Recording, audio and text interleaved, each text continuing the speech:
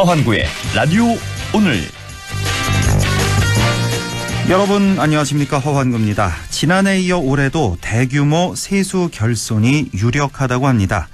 올해 들어 5월까지 거친 국세 현황과 하반기 경기 전망을 고려할 때 2년째 세수 펑크를 피하기는 어려울 것이라는 전망인데요.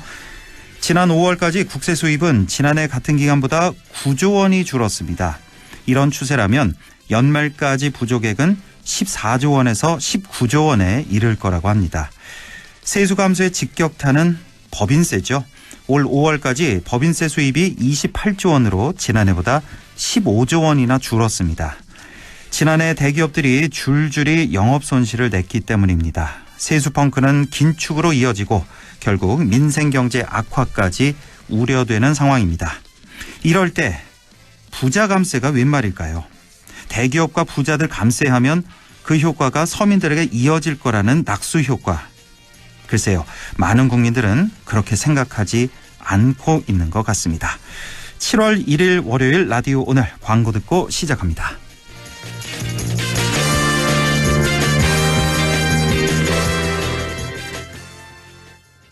락토핏 이렇게 새로우셨어? 건강하고 씩씩하게. 아이들도 락토핏. 혈당 케어 힘드시죠? 부모님도 락토핏 한케어. 우리 가족 장 건강엔 새로워진 락토핏. 우리 가족 맞춤 락토핏. 건강 건강기능식품입니다. 이 음악을 듣고 하던 일을 잠시라도 멈췄다면, 이 소리를 듣고 잠시라도 설레었다면, 당신의 리니지 M은 아직 끝나지 않았다는 이야기입니다. 새롭게 쓰일 당신의 이야기. 신서버 윈다우드 오픈. 리니지 M 12세 이용가. 당신은 아마 아직 모를 거야. 장기 렌트 숨은 강자. 아마존 아마 믿지 못할 거야. 합리적인 이 가격을. 아마존 장기 렌트의 숨은 강자 홈페이지에서 실시간으로 확인해보세요. 아마존카. 이런 게 있을까? 원리금 보장 되는데, 만기 땐 가상금리, 복리이자도 주는데, 분리과세까지. 에이, 너무 이상적이지. 미래에셋증권에서만 만날 수 있는 개인 투자용 국채. 너무 이상적인데 현실. 미래에셋증권 개인투자용 국채. 청약 가자! 원금 손실에 유의하시고 투자 전 상품 설명서 및 약관을 꼭 읽어보세요. 네, 라디오 오늘 월요일 순서 시작합니다. 1부 양승진의 슬기로운 뉴스 생활 함께하고요. 2부 이슈 오늘에서는 경기도 화성의 1차 전지 공장 화재 사고, 여전히 많은 과제를 남기고 있는데요. 잠시 후 행복건설안전기술원 주식회사 행복안전의 안홍기 대표를 연결해서 자세한 얘기 들어보겠습니다. 이어서 안상준의 세상 읽기 함께하겠습니다. 라디오 오늘 유튜브로도 다시 들으실 수 있습니다. 많은 애청 바랍니다.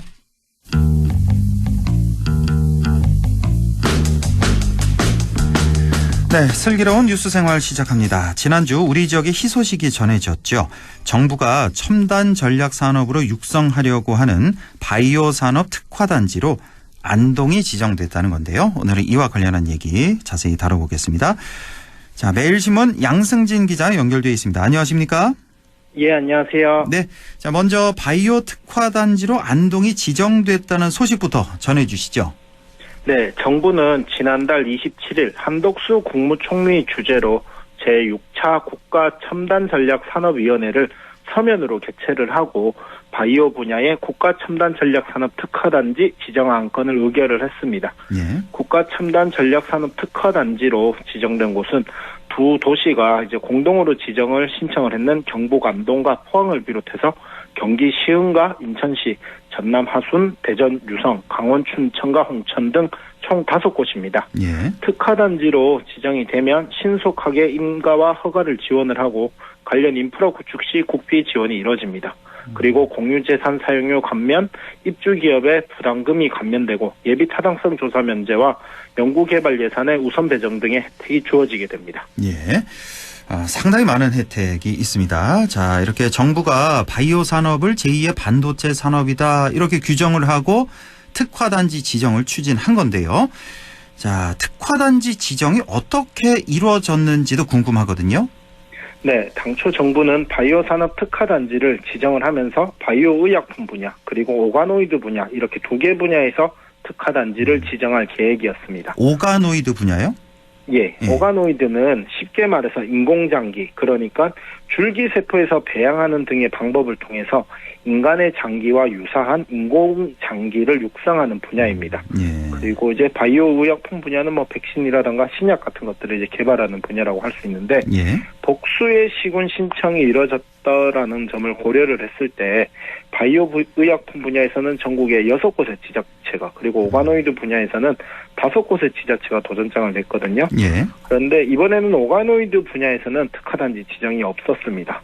대신에 바이오 의약품 분야에서만 특화단지 지정이 이뤄졌고요. 예. 그리고 이러다 보니까 원래는 공동 신청지가 아니었던 뭐 경기 시흥과 인천을 동시에 이제 묶어서 지정을 하기도 했고요. 결국 바이오 분야에서 도전장을 낸 곳 모두가 이제 특화단지로 선정이 된 것이죠. 아, 그렇군요. 그러니까 바이오 산업 특화 단지에 이제 두 개 분야가 있는 거군요. 바이오 네네. 의약품 분야가 있는 거고, 인공 장기를 육성하는 오가노이드 분야, 이렇게 두 예. 가지 분야가 있는데, 이번에 오가노이드 분야는 지정을 안 했다는 거고, 네. 바이오 의약품 분야에서 이제 안동이 지정이 됐다는 말씀이십니다. 자, 결국은 바이오 분야에서 도전장을 낸 곳 모두가 특화 단지로 지정이 됐지만 유치전이 상당히 치열했다면서요. 그 포항이나 안동이 지정된 바이오 의약품 분야만 놓고 이야기를 해보자면, 예. 특화단지 최종 선정 결과 발표 전까지, 그러니까 27일 전까지 지정 규모가 어떻게 될지에 대해서 철저히 베일에 쌓여 있었습니다. 어허, 예. 그러다 보니까 사실 뭐 포항 안동의 지정 가능성이 그리 높게 점쳐지지 않기도 했었고요. 예. 그래서 이제 선정 결과가 발표되는 6월 27일 전까지 전부 다 이제 긴장의 끈을 놓지 못하고 있었습니다. 아, 그렇군요. 우리가 잘 아는 대로 인력 양성이나 연구 개발의 강점이 있는 포항, 그리고 안동은 백신 산업 분야에서는 또 전주기 지원 시스템이 구축이 돼 있는데, 그런데도 가능성이 높지 않았다. 이건 왜 그런 거죠?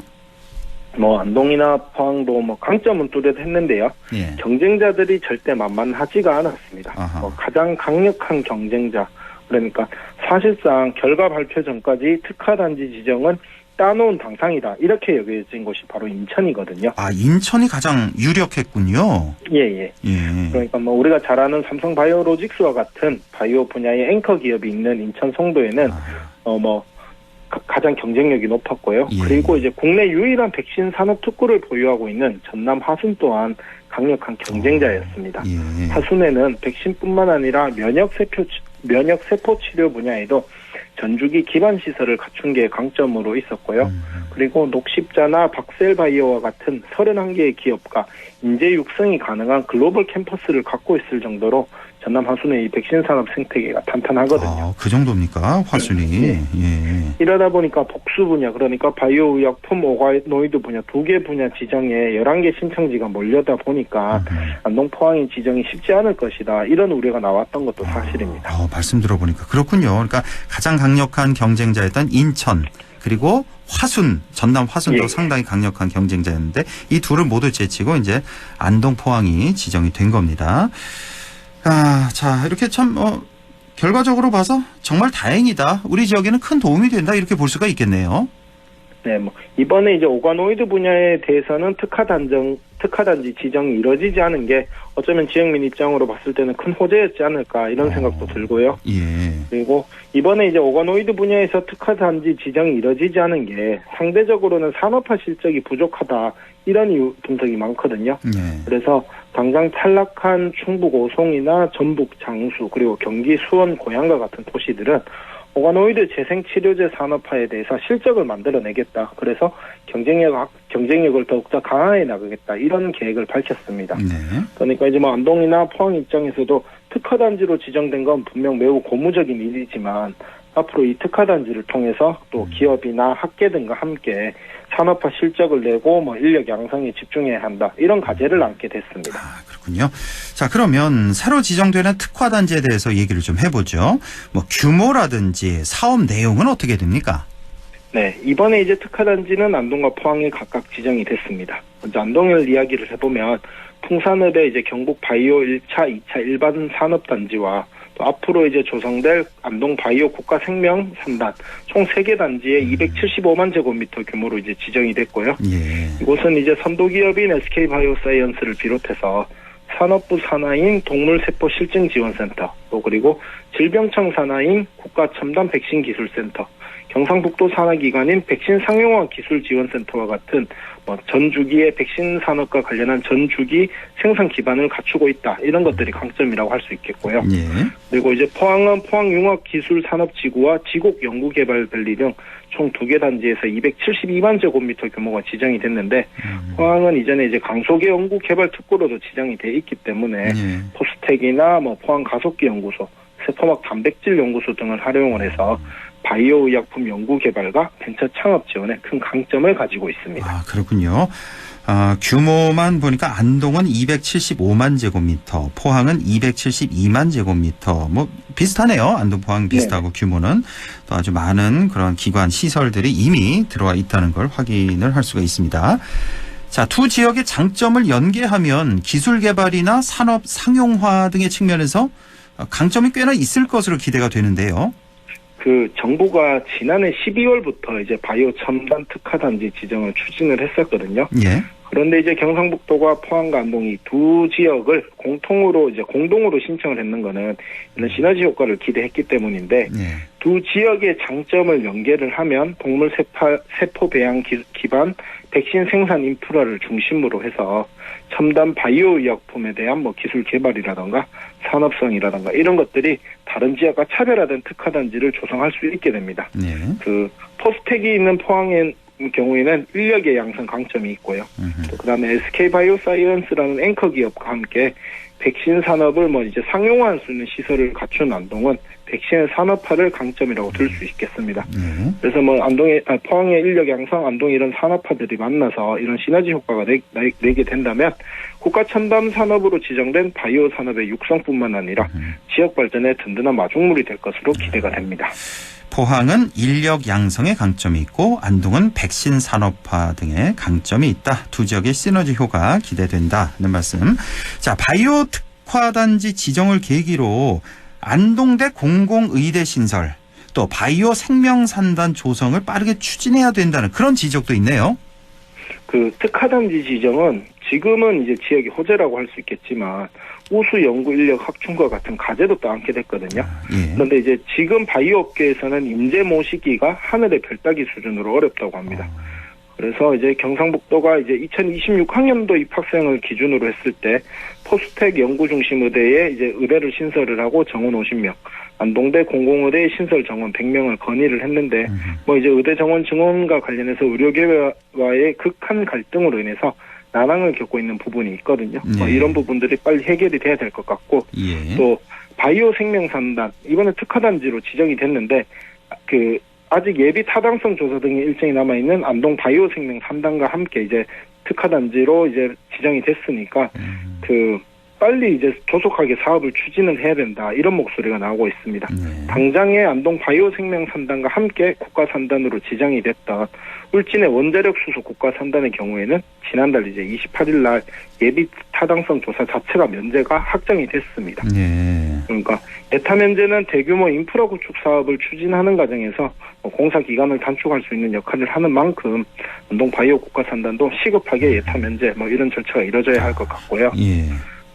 그리고 이제 안동은 바이오 산업으로 이제 지난달 20일에는 기회발전 특구로 지정이 됐습니다. 이번에 이제 사실상 겹경사라고 할 수 있을 것 같은데 이미 지정돼 있는 문화특구나 교육특구까지 포함하면 윤석열 정부가 제시한 지방시대 특구 이 4개를 전부 다 지정이 된 것입니다. 안동이.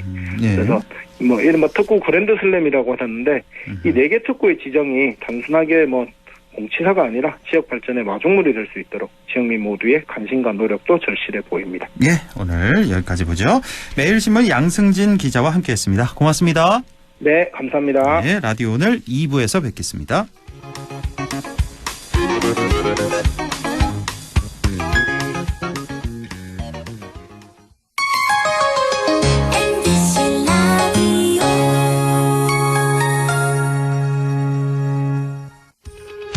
오늘도 안전하게 음주운전 예방수칙 알려드립니다. 첫 번째, 술자리가 예정된 경우 미리 귀가 방법을 정하고 차는 가져가지 않는 것이 안전합니다. 두 번째, 음주 후 자전거나 전동 킥보드를 이용하는 것도 음주운전 처벌 대상에 포함됩니다. 세 번째, 과음을 한 다음 날에는 대중교통을 이용해 주세요. 숙취 음주운전 역시 처벌 대상입니다. 네 번째, 음주운전을 방조하는 경우에도 3년 이하의 징역형 또는 1,000만 원 이하의 벌금형에 처해질 수 있습니다. 적극적으로 말려주세요. 위험한 음주운전 미리 예방하여 소중한 생명을 지켜주세요.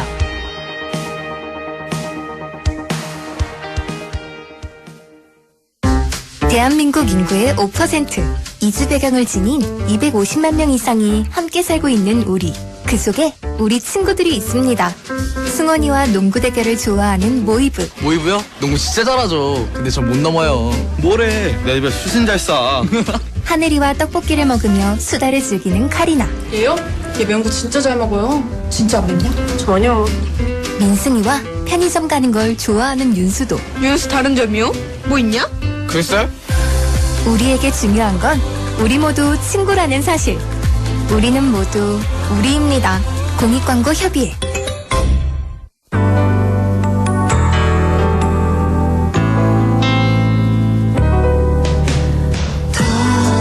어렵던 날도 많았죠. 우리 함께 한다면 따스함을 느껴요. 사랑이 있어요. 소중한 꿈을 이뤄봐요.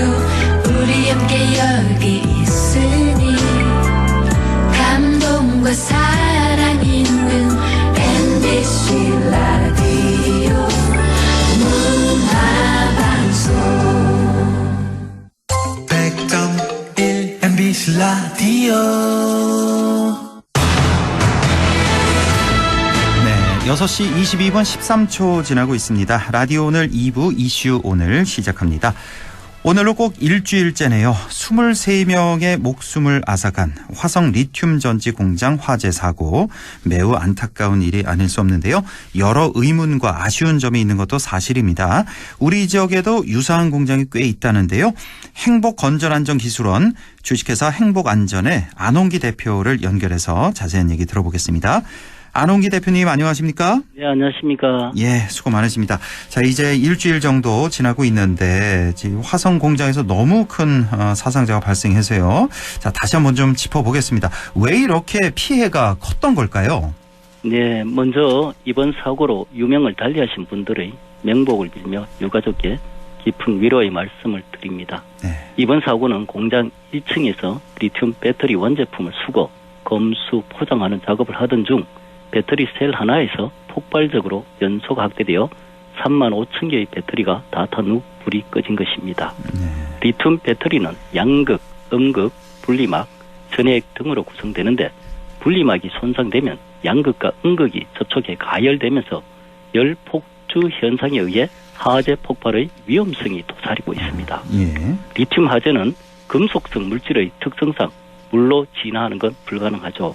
리튬은 물과 닿으면 폭발성 강한 수소를 발생시키는데 이 때문에 추가적인 연쇄 폭발이 일어날 수 있는 것입니다. 예. 일반적인 화재와 달리 매우 고온에서 발생하며 폭발이나 유독가스 발생의 위험성이 높기 때문에 특별한 수화기가 필요합니다. 예. 화재 당시 CCTV를 본다면 직원들이 일반 수화기로 초등 대응을 했지만 연쇄 폭발로 이어져 진화에 실패를 했으며 순식간에 폭발과 연기로 뒤덮였죠. 불을 끄다가 대피 시간을 놓쳤으며 외국인 근로자인 일용직이 대부분이라 건물 구조를 잘 몰라 대피로를 찾지 못해 유독 가스에 의해 질식되어 피해가 컸던 것 같습니다. 맞습니다. 그 CCTV 보면서 너무나 안타까운 그런 마음이 들었는데, 그러니까 지금 이게 자연 발화된 거죠? 그냥 폭발을 한 거죠? 누가 예, 이제 그렇죠. 누구 실수나 직원들의 실수 이런 건 전혀 없는데. 예. 그럼 지금 분리막이 손상되면은 이제 열폭주 현상이 나타난다 이런 말씀 주셨는데, 예. 이번 화재도 역시 그 분리막 손상에 의한 화재 뭐 이렇게 추측할 수가 있을까요? 그렇죠. 이렇게 지금 매스컴도 그렇고, 예. 뭐 주변에 전문가들도 다 이렇게 추정을 하고 있습니다. 그렇게 일단은 이제 추정을 그렇게 하고 있는 상태고. 예. 자, 이렇게 쉽게 불을 끌 수 없는 1차 전지 화재의 특성도 있겠지만 출입구 말고 비상구가 따로 없었다. 안전관리자도 없었다. 안전교육도 미비했다. 자, 이런 보도가 나오고 있는데 이런 거 역시 큰 원인이라고 봐야겠네요. 네, 그렇죠. 이번 사고도 크게 본다면 근본 원인과 기여 원인으로 구분할 수 있죠. 예. 근본 원인은 리튬 배터리 하재 폭발로 인한 유독가스 질식 사고입니다. 예. 기여 원인을 살펴본다면 첫째, 산업안전보건기준규칙 제17조의 규정에 따라 리튬 등 위험 물질을 제조, 취급하는 작업장은 출입구 외에 안전한 장소로 대피할 수 있는 비상구 1개 이상을 설치하도록 되어 있는데 비상구가 설치되어 있지 않아 탈출구가 없었던 것입니다. 예. 둘째, 위험물 안전관리법 제15조의 규정에 따라 안전관리자를 선임하게 되어 있는데 안전관리자가 선임이 안 되었죠. 네. 위험물의 취급에 관한 자격이 있는 자로 위험물 안전관리자를 선임하여 위험물을 취급하는 작업을 하는 때에는 작업자에게 안전관리에 필요한 지시를 하여야 합니다. 예. 셋째, 산업안전보건법 제29조의 규정에 따라 사업주는 근로자를 채용 시 채용 교육을 실시하도록 되어 있죠.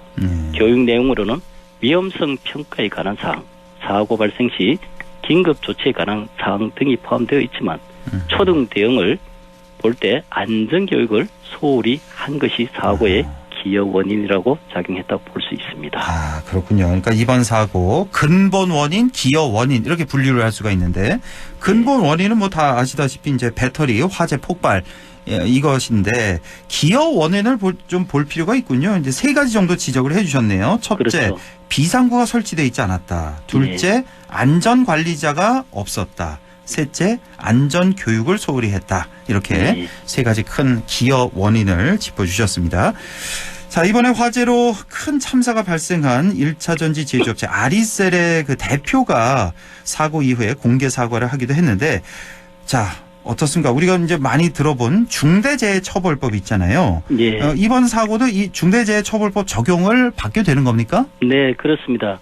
중대재해처벌법이 금년도 2월 27일부터 상시 근로자 5인 이상 사업 또는 사업장으로 확대 시행되어 사업장에서 원료나 제조물을 취급 시 안전보건조치 의무를 위반하여 1명 이상 사망자가 발생한 경우 사업주를 처벌하도록 되어 있습니다. 네. 중대재해처벌법의 핵심은 안전보건관리체계 구축과 이행에 관한 조치, 유해 위험 요인 확인인 위험성 평가, 적격 수급인 선정, 교육 훈련, 안전보건법령 의무 이행 점검이 핵심입니다. 예. 아리셀의 사업장의 경우 안전보건공단 컨설팅에서 중대재해처벌법 관련 조치가 미흡하다는 판정을 받기도 했습니다.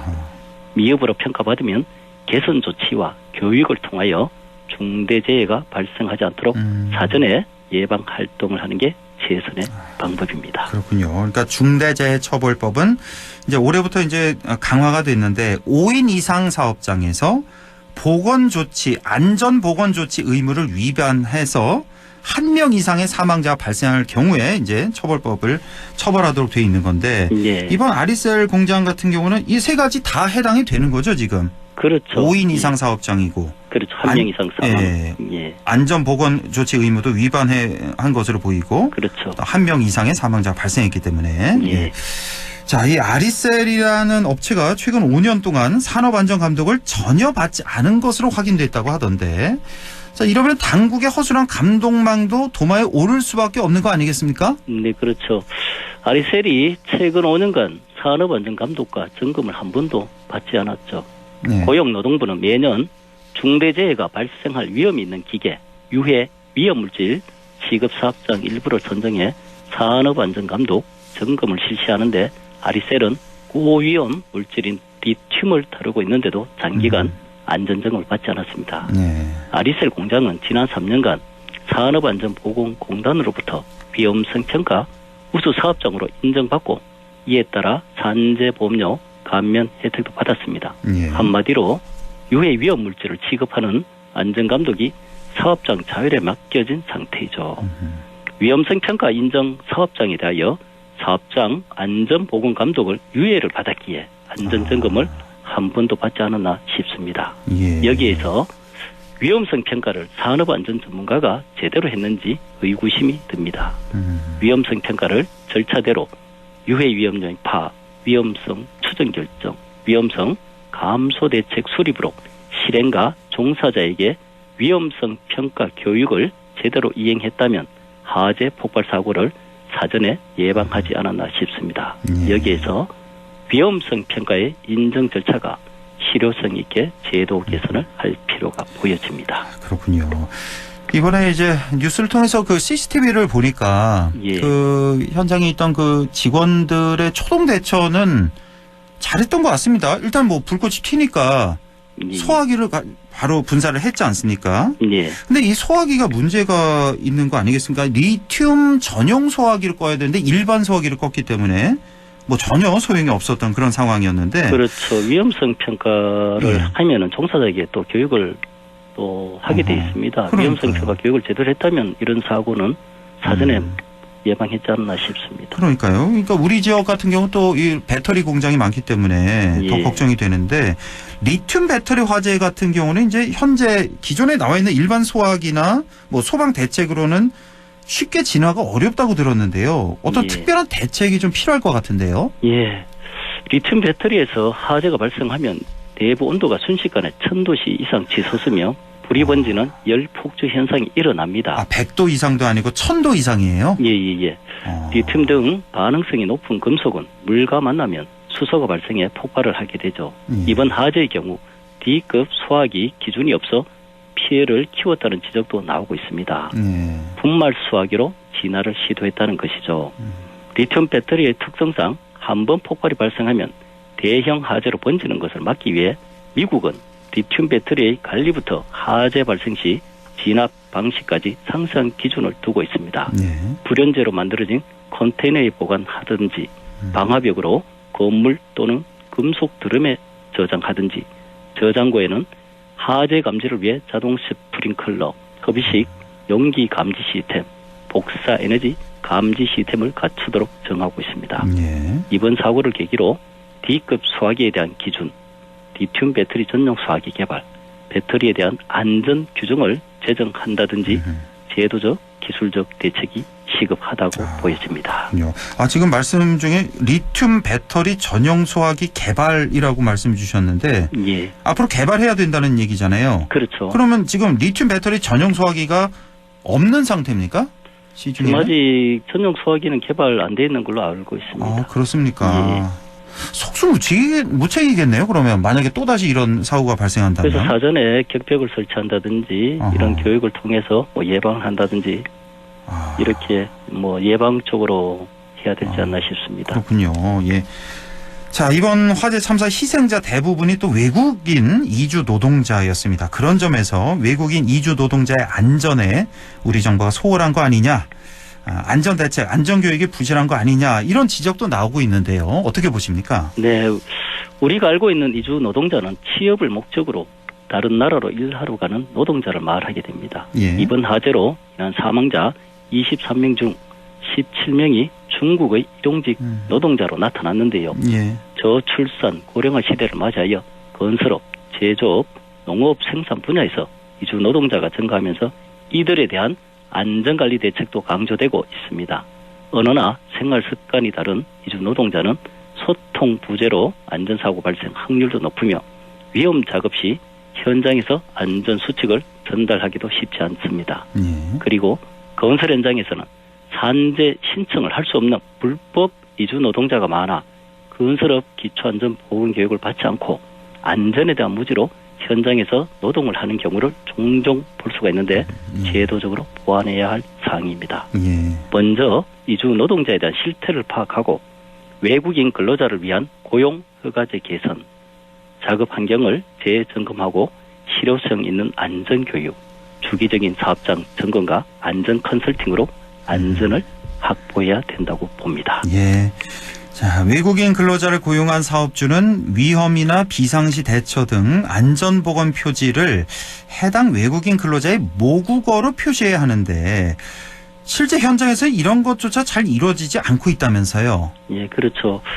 산업안전보건법 제37조의 규정에 따라 유해하거나 위험한 장소, 시설, 물질에 대한 경고, 비상시에 대처하기 위한 지시, 안내를 위한 안전보건 표지를 근로자가 쉽게 알아볼 수 있도록 설치하도록 되어 있습니다. 예. 이 경우 외국인 근로자를 사용 시는 해당 외국인 근로자의 모국으로 작성하도록 되어 있습니다. 네. 하지만 산업 현장과 건설 현장에서는 각국 언어로 된 안전 표지를 제대로 부착하는 일은 드물고 있습니다. 네. 위반 시에는 500만 원 이하의 과태료가 부과되기도 합니다. 지속적인 점검과 사업주, 경영 책임자의 인식이 바뀌어야만 된다고 봅니다. 그렇군요. 위반 시에 500만 원 이하의 과태료가 있다는 거, 이것도 좀 알아두셔야 되겠고. 자, 우리 농촌에서도 이주 노동자가 없으면 농사짓기 어렵다고 할 정도인데, 외국인 노동자를 고용하는 우리 농촌에서는 어떤 점에 유의해야 될까요? 예, 외국인 계절 근로자는 농촌의 인구 감소와 고령화로 농촌 인력이 부족함에 따라 해외 농촌 근로자를 고용하는 제도입니다. 농촌 현장에서 안정적으로 정착하도록 하기 위해서는 언어 소통 부재로 인한 안전사고 대책, 편하게 지낼 수 있도록 숙소 마련 등이 있으며 특히 폭염으로 인한 온열 질환에 각별히 주의를 해야만 합니다. 네. 온열 질환은 특히 일사병과 열사병으로 분류되는데 비닐하우스 등 더운 환경에서 과도한 신체 활동을 진행하다 탈진된 경우에 발생을 하게 됩니다. 네. 기온이 높은 정오부터는 노동을 피하고 수시로 물과 음료를 통해 수분을 보충해주고 적절한 휴식을 취해야만 됩니다. 네. 자, 올여름 상당히 덥다고 이렇게 예보가 나오고 있는데 온열 질환 특히 좀 주의를 하셔야겠습니다. 자, 오늘 리튬 배터리 공장 화재 소식 자세히 좀 알아봤습니다. 행복건설 안전기술원 주식회사 행복안전의 안홍기 대표와 함께했습니다. 대표님 고맙습니다. 네, 고맙습니다. 라디오 오늘에서는 청취자 여러분의 참여를 기다리고 있습니다. 우리 지역에서 발생한 사건 사고 소식이나 함께 토론하고 싶은 내용을 안동 MBC 홈페이지 라디오 오늘 게시판에 올려주시기 바랍니다. 전화와 문자 참여도 하실 수 있습니다. 전화는 851국에 7191번, 문자는 샵 0913번으로 보내주시면 됩니다. 문자는 단문 50원, 장문 100원의 정보 이용료가 있습니다. 여러분의 많은 참여 바랍니다.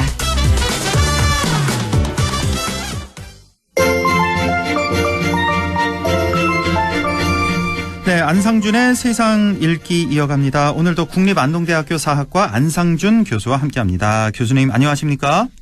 네, 안녕하세요. 예, 오늘은 어떤 얘기 나눠볼까요? 오늘은 대구 경북의 정치적 의식에 대해서 한번 살펴보고자 합니다. 네, 무슨 얘기가 하면 예.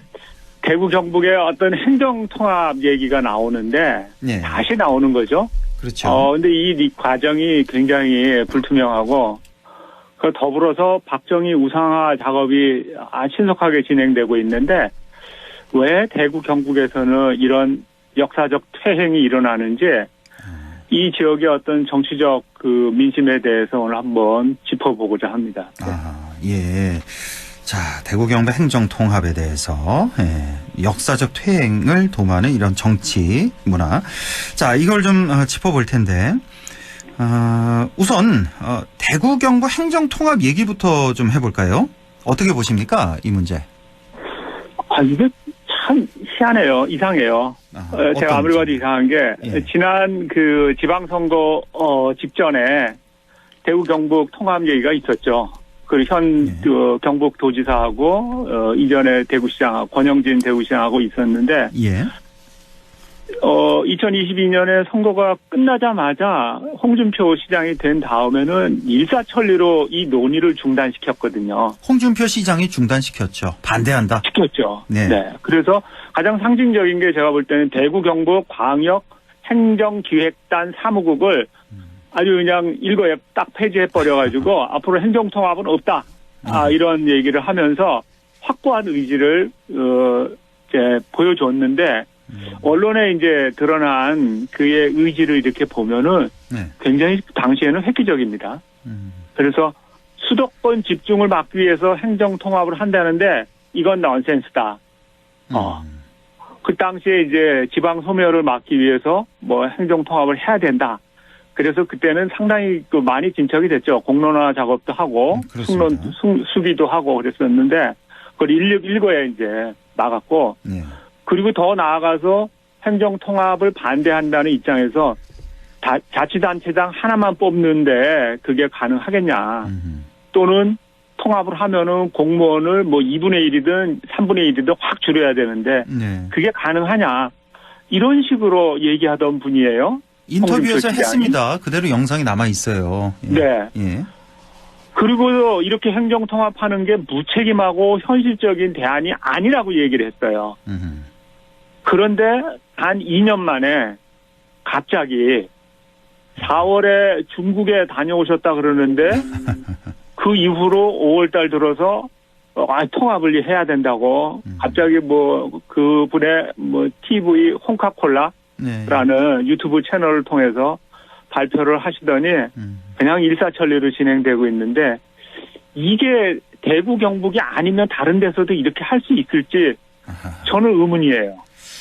그러니까요. 이게 참 그 영상 그대로 보면은 이거 말씀하신 그대로였습니다. 그러니까 단칼에 이제 반대한다 잘라버리면서 네. 그러니까 수도권 집중 막기 위해서 뭐 지방 소멸 막기 위해서 행정 통합한다는 거 이거 난센스다라고 그렇게 강조를 했는데 지금은 통합하는 논리로 지방 소멸을 막기 위해서 통합을 하겠다. 그러니까 어떤 좀 해명이 있어야 되지 않을까? 당시에 그 반대 논리에 대한 해명 혹은 뭐 지역민에 대한 사과 그러니까 있어야 되지 않을까? 근데 그런 거 전혀 본인이 없고. 그렇게 얘기를 하셨으니까 그러니까요. 본인이 생각이 바뀌었으면은 네, 왜 바뀌었는지. 지역민들을 위해서 또는 시의회나 도의회를 향해서 2년 동안 시정을 펼쳐봤더니 이게 본인의 애초에 생각하고 다르다. 그렇죠. 이게 그래서 어떤 논리에 의해서 어떤 근거에 의해서 통합을 다시 해야 되겠다. 네. 이런 얘기가 있어야 되는데 그런 얘기는 한마디도 안 하시고 그냥 행정통합해야 된다. 그래서 지금까지 나온 통합에 관한 근거로는 그 중국에 다녀오시면서 청두시가 2,500만이다. 대구는 그의 10분의 1밖에 안 된다. 그러니까 우리 이제 통합하자. 이게 너무나 엉터리고 비역사적이고 비현실적인 발상인데 만약에 이런 식이라면은 우리나라를 왜 서울하고 비서울로 딱 나눠가지고 하면은 2,500만씩 딱딱 되잖아요. 그렇죠. 예. 네, 이 수도권과 비수도권을 나눠서 하면 되지 왜 대구 경북은 통합을 합니까? 그러면? 그렇네요. 그런 논리로 이 따지자면. 논리가 예. 희한해요. 전 이게 도저히 용납할 수 없어요. 그러니까 어느 날 갑자기 예. 청도에서 돌아오는 비행기 안에서 이런 생각을 딱 했다. 글쎄요, 여기 수많은 지역민들 얼마나 될까 싶고 그리고 가장 큰 저 문제가 주민들에게 제대로 설명하지 않은 채 지금 밀어붙이고 있는 것 이거 아니겠습니까? 네, 이게 맞습니다. 이제 받아들이기가 좀 힘든 거고. 지방자치를 한다는 거는 지역민의 의견을 수렴을 해서 그들에게 맞는 정치를 하겠다는 게 지방자치죠. 예. 대구시장이 대구 250만 시민들을 의견을 전혀 묻지 않고 자기 생각만으로 이거 행정통합 해야 되겠다. 이게 무슨 지방자치입니까? 지방독재지. 그러니까. 이철우 경북지사나 지역 정치권의 반응은 어떻게 보십니까? 그러니까 이철우 지사가 경북도의회에서 6월 10일 날 내놓은 해명을 보면은 당시에 이제 이런 얘기를 하셨어요. 홍 시장이 취임 지 행정통합에 대해서 이게 말이 되느냐. 그래서 일시 중단했다. 예. 그리고 이제 다시 시작을 했다. 이분의 반응은 너무나 이상해요. 뭔가 도의회를 향해서 또는 경북도민을 위해서 본인이 지난번에 하다가 중단됐고 다시 시작을 하려면은 그분 역시 경북도민을 향해서 대구시에서 이런 제안이 왔는데 경북도민들은 어떻게 생각하시는지 또 해봤으니까 어떤 게 장점이고 어떤 게 단점인지도 분명히 아시는 분이잖아요. 예. 그러면은 이제 경북도민을 위해서 이런 논의를 하려고 하는데 앞으로 이러이러한 절차에 의해서 도민의 의견을 묻겠습니다라든지 뭐 앞으로 어떤 절차에 의해서 하겠으니까 도민 여러분은 관심을 가져주셨으면 좋겠습니다. 뭐 이런 얘기를 하셔야지. 대구시장이 얘기했으니까 나도 그럼 거기에 맞장구 쳐야지. 뭐 두 사람 똑같은 수준이죠, 이건. 그러니까 이제 경북 도민으로서 약간 자존심도 좀 상하는 문제인 것 같아요. 그러니까 단칼에 대구시장이 하지 말자 그러니까 또 이제 논의를 중단했다가 또 하자고 어느 날 갑자기 하자고 하니까 또 추진을 하고 약간 좀 자존심도 상하는 그런 문제인 것 같고 지역 정치권 반응은 어떻게 보십니까? 뭐 저랑 별로 다르지 않은 것 같아요. 예를 들면 이제 그 부분에 대해서 가장 적절하게 표현하신 분이 현재 그 민주당 의원으로 있는 임미애 의원이 이 얘기가 나오자마자 홍준표 시장이 대선에 관심이 많은가 보라고 그 대선을 준비하기 위한 이슈 던지기 아니냐 이런 말씀을 하셨는데 그거 위에는 다르게 해석할 방법이 없을 것 같아요. 네. 다음 대선용이다. 그렇게 보시는 거고 지금 지역에 국민의힘 소속의 정치인들도 많잖아요. 근데 다들 좀 아직 좀 조용히 하고 있어서 그것도 좀 문제 아니겠습니까? 대구 경북의 국회의원은 거의 100% 국민의힘이죠. 예. 그분들이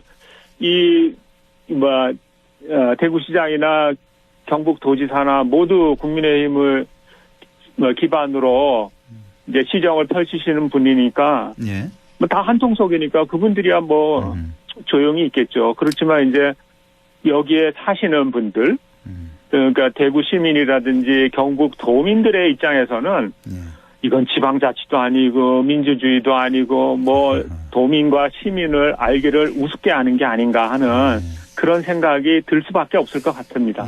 물론 안동시의회 예천군 의회에서는 공식적으로 반대한다는 그런 성명도 발표를 했습니다만 자 우리 안상준 교수님께서는 이 문제 전체적으로 어떻게 보십니까?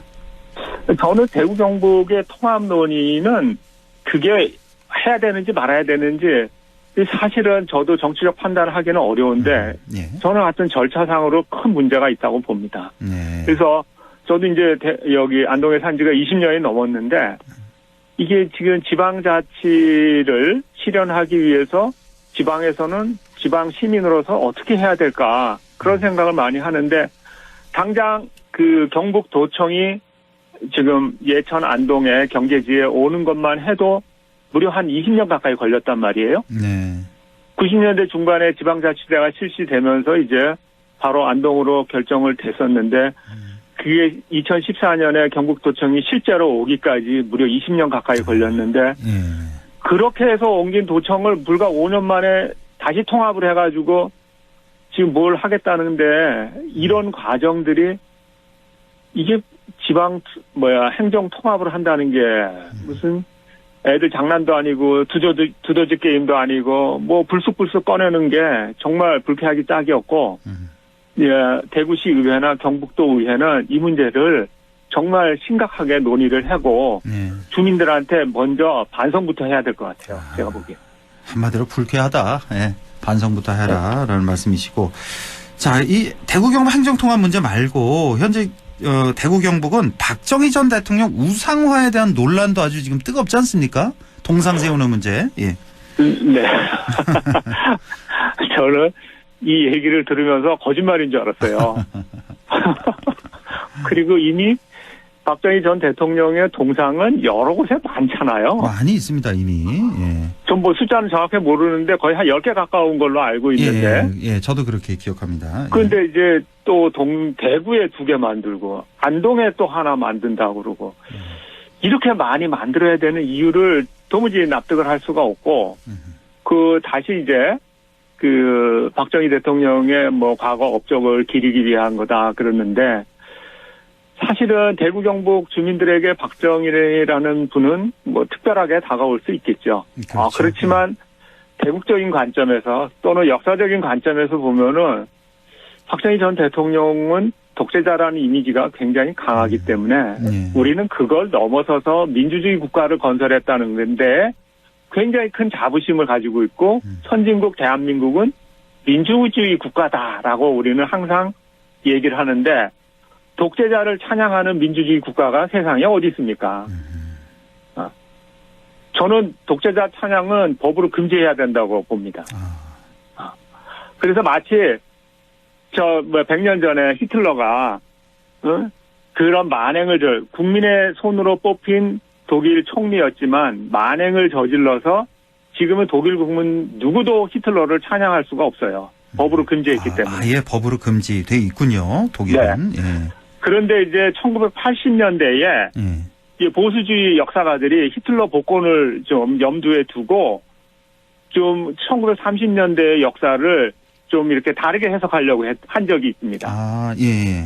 그래서 난리가 났었어요. 1980년대에. 그래서 그게 그 유명한 역사가 논쟁이라는 아주 유명한 논쟁입니다. 예. 그래서 여기는 진보 보수 역사가들 가릴 거 없고 또 위대한 철학자들도 여기에 가담을 했었는데 대표적으로 이제 하버마스 같은 철학자가 여기에 참여를 해가지고 직접 글도 쓰고 TV 논쟁도 나오고 그랬어요. 예.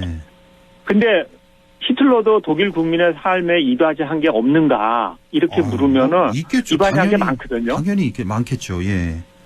우리가 이제 잘 아는 아우토반, 이제 독일의 고속도로죠. 예. 그 고속도로를 보고 박정희 대통령이 우리도 저런 걸 깔아야 되겠다 해서 깐 게 경부고속도로거든요. 예.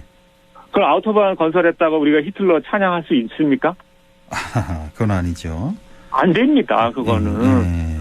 그러니까 역사적 인물은 그에 대한 역사적 평가가 우리 사회가 용인될 수 있다. 어느 사회가 용인할 수 있는 정도의 수준에 도달했을 때 그게 가능하거든요. 근데 예를 들면은 지금 박정희 대통령이 그렇게 위대한 분이면 서울에 지금 박정희 동상을 세울 수 있습니까? 현재는 없죠. 어려울 거예요. 난리가 날 겁니다. 서울 시민이 창피하다고. 근데 왜 대구하고 안동은 그게 가능하죠? 현재도 여러 개가 있는데 불구하고 저는 너무나 퇴행적인 모습인 것 같아요. 퇴행적인 모습이다. 그러니까 역사적 평가가 완전히 이제 성숙되지 않고 마무리되지 않은 이런 상황에서 우상화 이런 논의는 좀 부끄럽다 이렇게까지도 보시는 것 같습니다. 그 대구 경북 주민들이 좀 생각을 해봐야 될 게 최근에 지금 뭡니까 그러니까 건국의 아버지들 이승만이라든지 전쟁의 영웅이었던 그 장군, 그 백선엽 장군 같은 분들 동상을 경상북도 여기저기에 세우고 있잖아요. 그런데 보수 집단이 저는 정말 그 수구 집단이 돼서는 안 된다고 생각을 하거든요. 그렇죠. 예. 보수도 점잖고 뭔가 미래지향적인 방향으로 가야지 그렇게 후진국 시대의 그런 모델을 가지고 계속 그들을 찬양해야 된다? 이거는 21세기의 대한민국 시민으로서 좀 부끄러워해야 될 것 같아요. 알겠습니다. 예, 한 1분 남았는데 오늘의 결론 말씀 마무리해 주시죠. 현재는 AI가 우리의 삶에 침투하는 21세기입니다. 경제 성장에 성공을 했고 민주화에 성공한 대한민국을 보러 세계인들이 찾아오는 자랑스러운 국가가 됐는데 여전히 후진국형 경제 모델에 사로잡혀서 독재자 찬양의 에너지를 소비하는 대구 경북의 주민들은 좀 다르게 좀 생각해 봐야 하지 않을까 싶고 대구시장이든 경북도지사든 이 박정희 코스프레를 통해서 지역 주민을 현혹하는 그런 정치를 좀 삼가해 주셨으면 고맙겠습니다. 그래서 대구 경북이 정말 수구 꼴통의 그런 동네가 아니라 앞으로 좀 미래지향적이고 보수의 신장으로서 발전하는 대한민국의 견인 지역이 됐으면 하는 바람이 있습니다. 네, 알겠습니다. 예. 자, 오늘 여기까지 하죠. 안상준의 세상 읽기 국립안동대학교 사학과 안상준 교수와 함께했습니다. 교수님 고맙습니다. 네.